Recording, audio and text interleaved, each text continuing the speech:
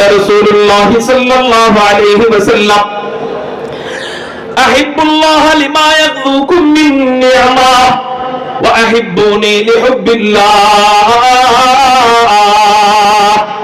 وأحبوا أهل بيتي لحبي নবীজি বলেন এক নাম্বার ভালোবাসা পাওয়ার হকদার কে, এক নাম্বার ভালোবাসা দিবা কাকে?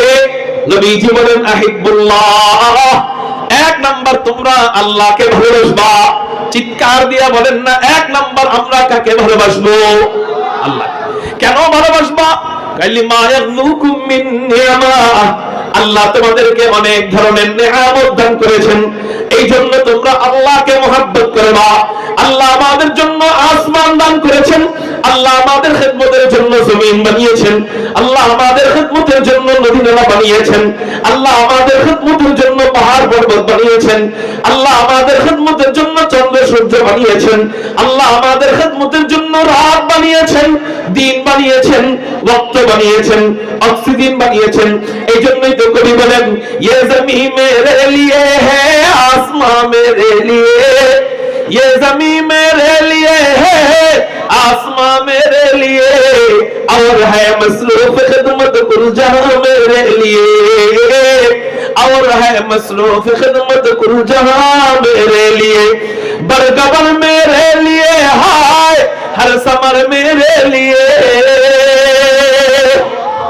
बरगबर मेरे लिए हाय हर समर मेरे लिए, हर चमन मेरे लिए, हर गुलसिता मेरे लिए, हर चमन मेरे लिए, हर गुलसिता मेरे लिए, एक मेरे दम से है इस बज़्म आलम का फुरूक। আবার মরে গেছে, জোরে বলেন না আল্লাহু আকবার।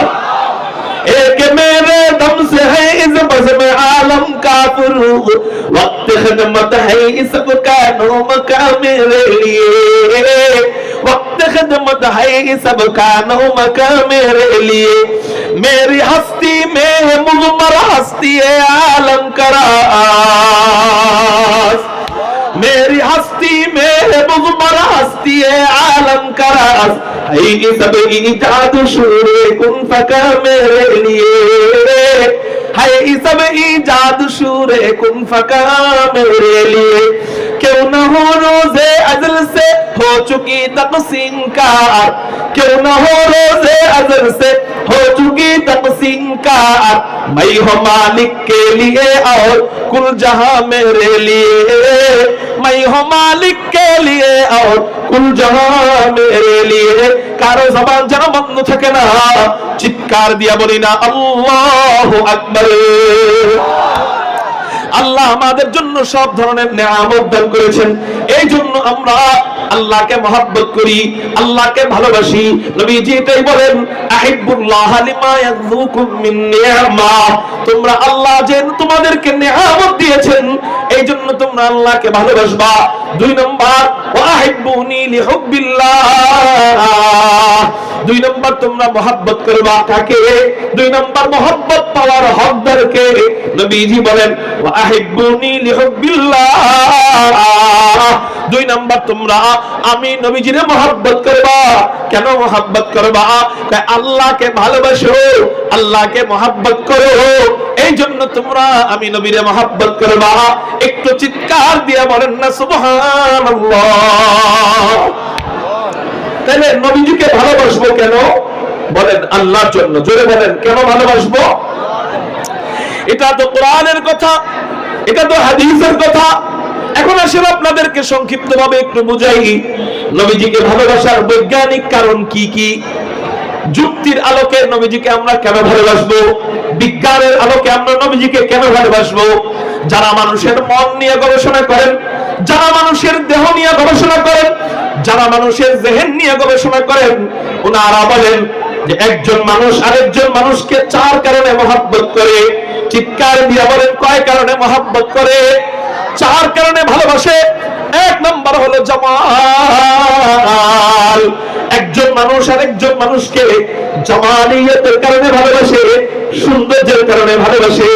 দুই নম্বর হলো কামাল, একজন মানুষ আরেকজন মানুষকে কামালিয়াতের কারণে ভালোবাসে, যোগ্যতার কারণে ভালোবাসে, পূর্ণতার কারণে ভালোবাসে। 3 নম্বর কারণ হলো ইহসান, একজন মানুষ আরেকজন মানুষকে দয়া বেশি থাকার কারণে ভালোবাসে।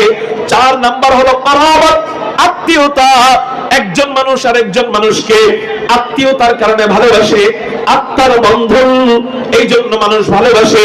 তাহলে বলেন একজন মানুষ আরেকজন মানুষকে কয় কারণে ভালোবাসে? এই 4 কারণের একটা মাত্র কারণ, 4টার দরকার নেই, মাত্র একটা কারণ যদি একজন ব্যক্তির ভিতরে থাকে, মানুষ তার জন্য জীবন পর্যন্ত দিয়ে দেয়। ঠিক না ভাই? ঠিক। আত্মীয়তার বন্ধন, মা সন্তানের জন্য জীবন দিতে রাজি হয়। কেউ যদি আপনাকে মারতে আসে, মারতে, দুনিয়ার আর কেউ আপনাকে না ফিরাইলেও আপনার মা দেখলে আপনার সামনে এসে ঢাল হিসাবে দাঁড়াবে, আপনার বাবা দেখলে আপনার সামনে এসে ঢাল হিসাবে দাঁড়াবে। এই হলো আত্মার বন্ধন, আত্মীয়তার বন্ধন। মানুষ একটা গুণ পাইলে তাকে ভালোবাসে জীবনের চেয়ে বেশি। যেমন আরেকটা গুণ জামাল, সৌন্দর্য। মানুষ সৌন্দর্যের প্রেমে পড়ে, পুরুষ নারীর প্রেমে পড়ে সৌন্দর্য দেখা। বহু পুরুষ নারীর সৌন্দর্যের প্রেমে পড়ে না, আত্মহত্যা পর্যন্ত করে। চারটার প্রয়োজন না, একটা যদি থাকে মানুষ জীবনের চেয়ে বেশি মহব্বত করে।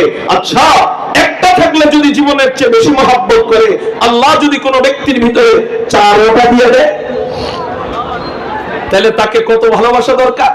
বলে হুজুর এমন কি কোনো ব্যক্তি আছে কিনা যে 4 গুণ আল্লাহ ওই ব্যক্তির ভিতরে দিয়েছিলেন? আমি বলবো হ্যাঁ, তিনি ছিলেন। এমন ব্যক্তি আছে। কে সে?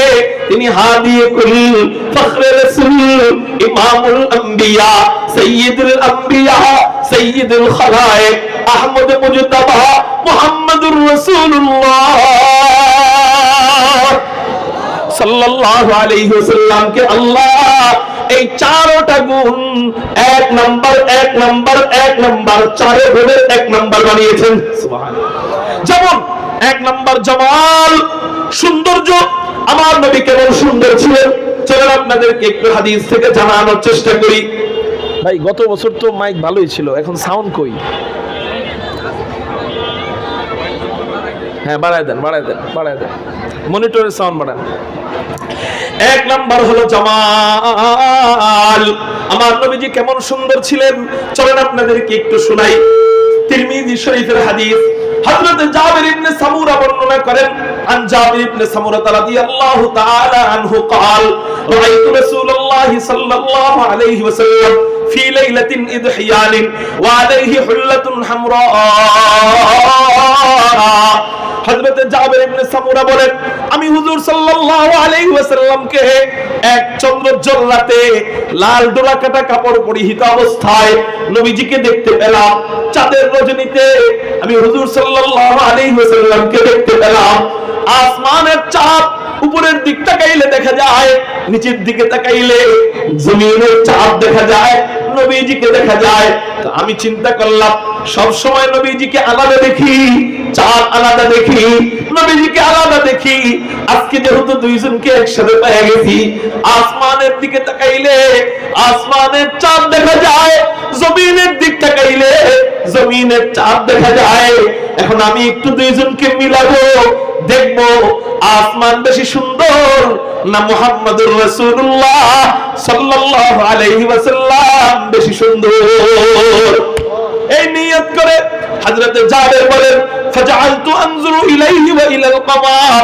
এই নিয়ত করে আমি একবার নবীজির দিক তাকাইলাম, আরেকবার আসমানের চাঁদের দিকে তাকাইলাম। এরকম করে বারংবার করলাম। একবার আসমানের চাঁদ দেখে, আরেকবার নবীজিকে দেখে, আরেকবার চাঁদ দেখে, আরেকবার নবীজিকে দেখে। হযরত জাবের বলেন, আমি এরকম করে করার পর সিদ্ধান্ত নিতে বাধ্য হলাম, লাহু ইনদি আহসানু মিনাল কমার। আমার কাছে মনে হইল আসমানের চাঁদের চেয়ে, আসমানের পূর্ণিমার চাঁদের চেয়ে জমিনের চাঁদ মুহাম্মদুর রাসূলুল্লাহ সাল্লাল্লাহু আলাইহি ওয়াসাল্লামের চেহারা মুবারক কোটি কোটি কোটি গুণ বেশি সুন্দর। এই জন্যই তো আম্মা জান আয়েশা রাদিয়াল্লাহু তাআলা আনহা নবীজির ব্যাপারে কবিতা বলেন। কি কবিতা? লানা শামসুন ওয়ালিল আফাকি শামসুন, লানা শামসুন ওয়ালিল আফাকি শামসুন, ওয়া শামসি খায়রুম মিন শামসিস সামাই, ফাইন্নাশ শামসা তাতলু বা'দা ফাজরিন, ফাইন্নাশ শামসা تطلع بعد فجر وشمسي طالع بعد العشاء، وشمسي طالع بعد العشاء। হযরত আম্মা জান আয়েশা বলেন, লানা শামসুন ওয়ালিল আফাকি শামসুন, আল্লাহ আসমানের জন্য একটা সূর্য বানিয়েছেন। শোনো দুনিয়ার মানুষ, আমার জন্য একটা সূর্য আছে। আল্লাহু আকবার। আসমানের জন্য একটা সূর্য আছে, আমার জন্য একটা সূর্য আছে। দুই সূর্যের মাঝে বেশকম কেমন জানো? ওয়াশামসি খায়রুম মিন শামসিস সামাই, আসমানের সূর্যের চেয়ে আমার সূর্য কোটি গুণ বেশি উত্তম। একটু চিৎকার দিয়ে বলেন না আল্লাহু আকবার। এই আসমানের সূর্য কখন উদিত হয়? আমার সূর্য কখন উদিত হয়? হযরত আম্মা জান আয়েশা বলেন, ফাইন্নাশ শামসা তাতলু বা'দা ফাজরিন, ফাইন্নাশ শামসা তাতলু বা'দা ফাজরিন, ওয়া শামসি তালিউন বা'দাল ইশাই, ওয়া শামসি তালিউন বা'দাল ইশাই। আসমানের সূর্য কখন উদিত হয়? ফজরের নামাজের পর। তোমরা সকলে যখন জাগ্রত হয়ে যাও, ফজরের নামাজের পর আসমানের সূর্য আল্লাহ উদিত করে। আর আবার সূর্য কখন উদিত হয়? ইশারের নামাজের পর।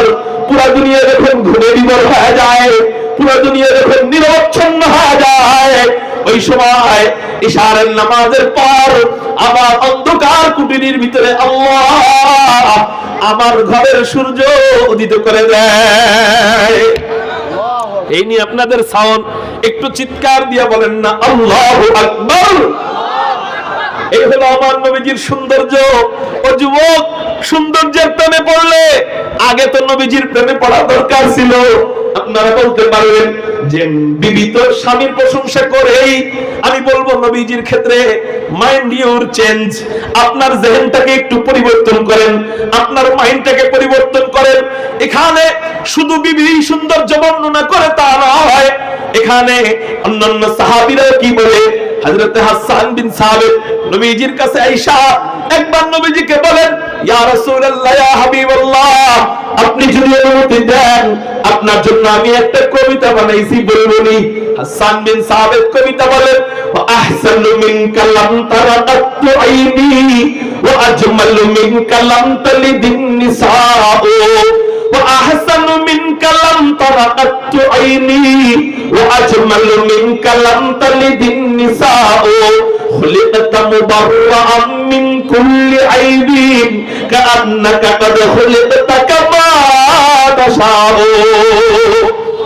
হযরত হাসান বলেন, ওয়া আহসানু মিনকা লাম তারা কাত্তু আইনি, ও রাসূলুল্লাহ, আমার এই দুই চোখ আপনার চেয়ে সুন্দর, আপনার চেয়ে আকর্ষণীয়, আপনার চেয়ে সুদর্শন কোন পুরুষ, কোন মানুষ কখনো দেখে নাই।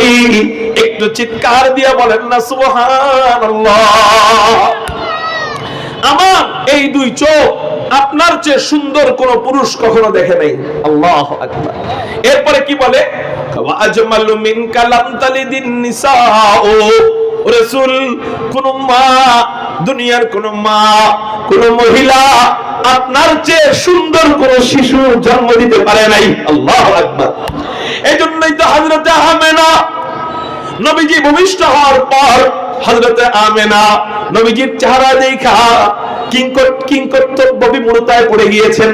নবীজির চেহারা দেখা চিন্তিত হয়ে গিয়েছেন যে এত সুন্দর চেহারা, নাম কি রাখা যায়? আল্লাহু আকবার। যেমন তার চেহারা হয় ওইরকম নাম রাখতে হয়, ঠিক না? ঠিক, যেরকম চেহারা হয় ওইরকম নাম না হলে মানায় না। একজনের চেহারা গাজীপুরের সবচেয়ে সুন্দর, কিন্তু নাম বল্টু। নাম কি? কালামিয়া, মানাবেনি। হ্যাঁ, যেমন চেহারা ওইরকম নাম লাগে। আর ওই সময় চলতেছিল সাহিত্যিকের জামানা। তো নাম তো সুন্দর রাখতেই হয়। ওই সময় চলতেছিল সাহিত্যিকের জামানা, নাম তো সুন্দর রাখতেই হয়। আমার পরের মেহমান কে? কোথায়? জি কোথায়? আসলে আমার তো সময় কম, দেখেন তো কোথায় আছে। আপনাদের কষ্ট হইতেছে নি? ভাত খান নাই কে কে? খানা দুপুরে খান নাই কে কে? হাত উঠান তো দেখি। আরে মাশাআল্লাহ, আল্লাহ এই ভাইদেরকে উত্তম বদলা দান করো, বলি আমিন। আসলে খাইতে যান নাই কি ওয়াজের লেগা নাকি ওই পারাপারি হইতেছে এই জন্য? কোনটা? ওয়াজের জন্য? আচ্ছা মাশাআল্লাহ। আমিও দুপুরের ভাত খাইনি। আপনারা আমি এক খাবো গাড়ির ভিতরে, ওই খানা একটু দিয়ে দিতে বলছি, গাড়িতে খাবো। মাগরিবের পরে ময়মনসিংহ বালিয়া মাদ্রাসায় বয়ান, তো আর খাওয়ার আর সুযোগ নাই। 130 কিলোমিটার দূর, তা আমার রওনা দিতে হবে দ্রুতই। আমি খুব সংক্ষেপে আমার বয়ান শেষ করে ফেলবো ইনশাআল্লাহ। হযরত আমেনা টেনশনে পড়ে গেছেন, নাম কি রাখবে। কারণ হযরত আমেনা নবীজির চেহারার দিক তাকায়, তাকানোর পর দেখে চেহারাটা মুহাম্মদ, গালের দিক তাকায়, গালটা মুহাম্মদ, নাকের দিক তাকায়, নাকটা মুহাম্মদ। এই নামের অর্থে মুহাম্মদ নয়, গুণের অর্থে মুহাম্মদ। মুহাম্মদ শব্দের অর্থ প্রশংসিত। জোরে বলেন কি? প্রশংসিত। গালের দিক তাকায়, গালটা প্রশংসিত, গালটা মুহাম্মদ। নাকের দিক তাকায়, নাকটা মুহাম্মদ। গলার দিক তাকায়, গলাটা মুহাম্মদ। হাসির দিক তাকায়, হাসিটা মুহাম্মদ। কান্নার দিক তাকায়, কান্নাটা মুহাম্মদ। চাহনির দিক তাকায়, চাহনিটা মুহাম্মদ। কপালের দিক তাকায়, কপালটা মুহাম্মদ। মাথার দিক তাকায়, মাথাটা মুহাম্মদ। চুলের দিক তাকায়, চুলটা মুহাম্মদ। কানের দিক তাকায়, কাঁধটা মুহাম্মদ। সিনার দিক তাকায়, সিনাটা মুহাম্মদ। পেটের দিক তাকায়, পেটটা মুহাম্মদ। উরুর দিক তাকায়, উরুটা মুহাম্মদ। হাত পায়ের দিক তাকায়, হাত পাটা মুহাম্মদ। হযরত আমেনা আল্লাহকে বলেন, আল্লাহ তুমি আমারে কেমন শিশু দান করলা, যে শিশুর সব কিছু মুহাম্মদ। এমন দামি শিশু, এমন হাই কোয়ালিটি শিশু, এমন দামি শিশুর নাম আমি কি রাখতে পারি? আল্লাহ পাক রব্বুল আলামিন হযরত আমেনার অন্তরে ঢাইলা দিলেন, ও আমেনা রে, এই শিশুর সব কিছু যেহেতু মুহাম্মদ, ওর নামটা আর আলাদা থাকবে কেন? ওর নামটাও রাইখা দাও মুহাম্মদ। এত সুন্দর নাম আল্লাহ রাখছে যে নবীজির বংশের ভিতরে এত সুন্দর আর কারো নাম আল্লাহ রাখেন নাই। আমাদের নবীজির বংশধারা যদি বলতে যাই তাহলে খুব সংক্ষেপে ইব্রাহিম আলাইহিস সালাতু ওয়াস সালাম পর্যন্ত শুনাই। আমাদের নবীজির নাম মুহাম্মদ, তার পিতার নাম আব্দুল্লাহ, তার পিতার নাম আব্দুল মুত্তালিব, তার পিতার নাম হাশিম, তার পিতার নাম আব্দুল মুনাফ, তার পিতার নাম কুসাই, তার পিতার নাম কিলাব, তার পিতার নাম মুররা, তার পিতার নাম কাব, তার পিতার নাম লুই, তার পিতার নাম গালিব, তার পিতার নাম ফিহর, তার পিতার নাম মালিক, তার পিতার নাম নজর, তার পিতার নাম কিনানা, তার পিতার নাম খুজাইমা, তার পিতার নাম মুদরিকা, তার পিতার নাম ইলিয়াস, তার পিতার নাম মুদার, তার পিতার নাম নিজার, তার পিতার নাম মাআদ, তার পিতার নাম আদনান, তার পিতার নাম উদারা, তার পিতার নাম মুকাওয়ি, তার পিতার নাম নাহুর, তার পিতার নাম তাইরাহা, তার পিতার নাম ইয়াউব, তার পিতার নাম ইয়াসজুব, তার পিতার নাম নাবিল, তার পিতার নাম হযরত ইসমাঈল, তার পিতার নাম আবুনা হযরত ইব্রাহিম আলাইহিস সালাতু ওয়াস সালাম। আমার নবীর বংশের ভিতরে এত চমৎকার নাম আল্লাহ কারো রাখেন নাই। কেন এত সুন্দর নাম? চেহারা যেমন বিউটিফুল, নামটাও বিউটিফুল হতে হবে। নামের চেহারার ভুলও যেমন কেউ ধরতে পারতো না, নামের ভুলও ধরা সম্ভব নয়। নবীজির নাম বললে গালি দিলে লাগে না, এই জন্য কাফেররা নাম পাল্টায় রাখছে মুজাম্মাম। তো মুজাম্মাম বইলা গালি দিলেও লাগে না, এই জন্য নবীজি বলে, ইয়া আবু হুরায়রা আলা তাজাবুন কাইফা ইয়াসরিফুল্লাহু আন্নী শাররা কুরাইশিন ইয়াসতিমুনা মুজাম্মামান ওয়া ইয়ালআনুনা মুজাম্মামান আনা মুহাম্মদ। একটু চিৎকার দিয়া বলেন না সুবহানাল্লাহ। যাই হোক, আলোচনা অন্যদিকে চলে যাচ্ছে, আমি ওই দিকে নিতে চাইতেছি না। তো নবীজির যেমন চেহারা তেমন তার নাম, এজন্যই হযরতে আমেনা কনফিউজডে পড়ে গিয়েছিলেন। এজন্যই হযরতে হাসান বিন সাবিত কবিতা বলেন, ওয়া আহসানু মিনকা লাম তারাকাতু আইনি ওয়া আজমালু মিনকা লাম তালিদিন নিসাউ।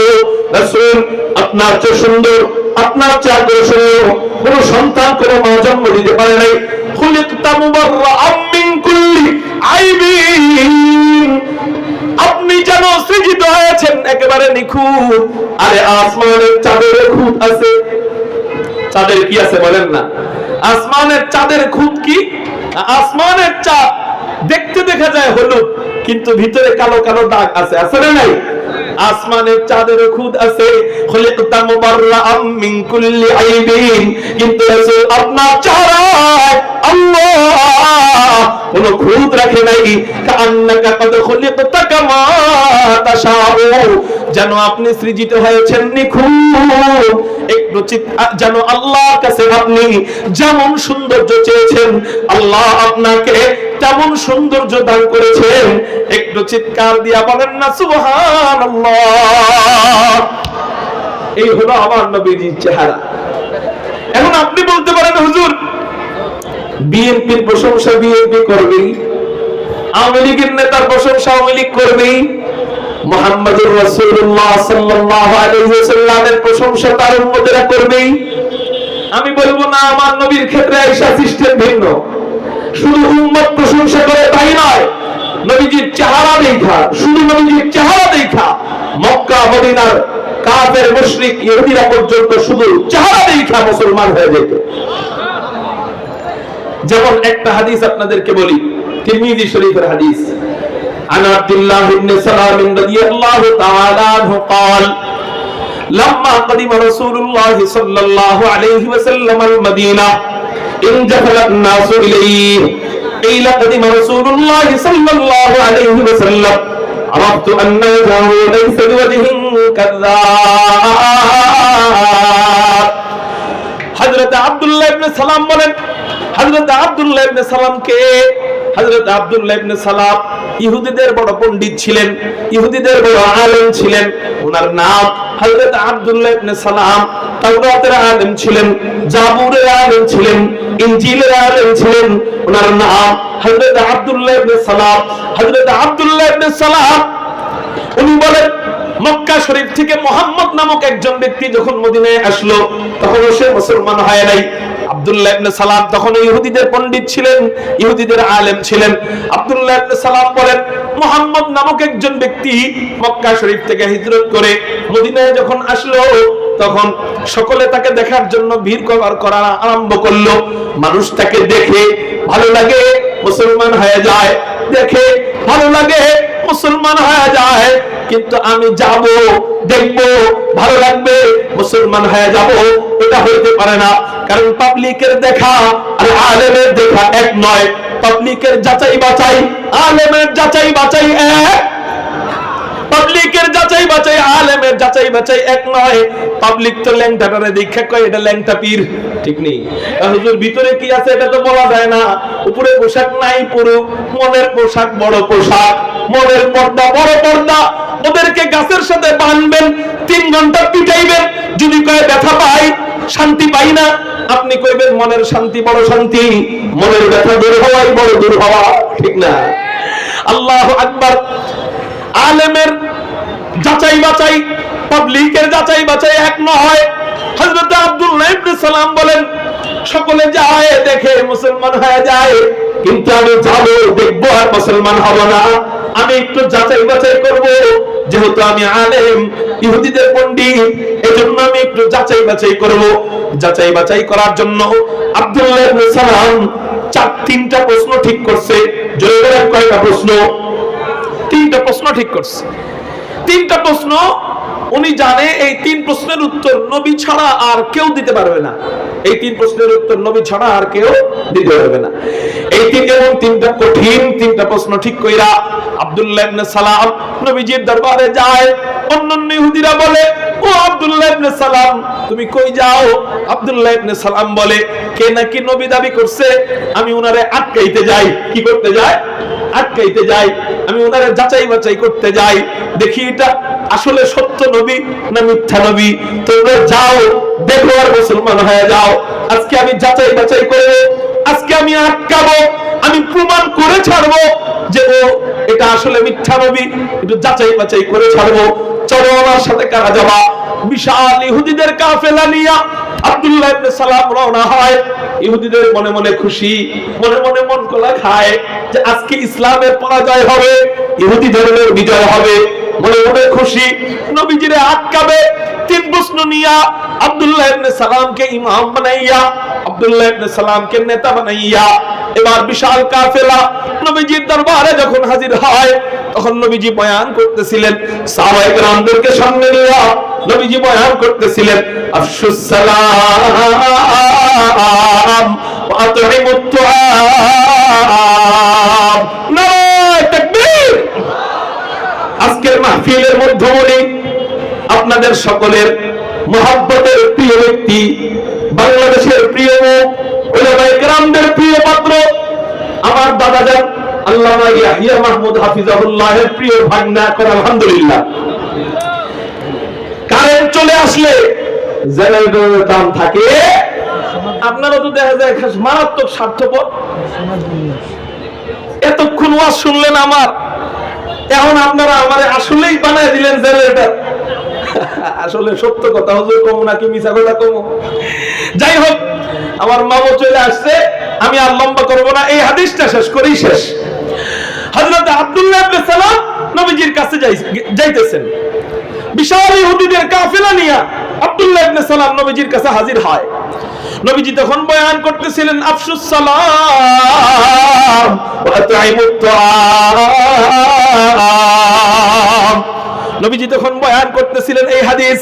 আব্দুল্লাহ ইবনে সালাম দূর থেকে নবীজির চেহারা মোবারক দেখছে।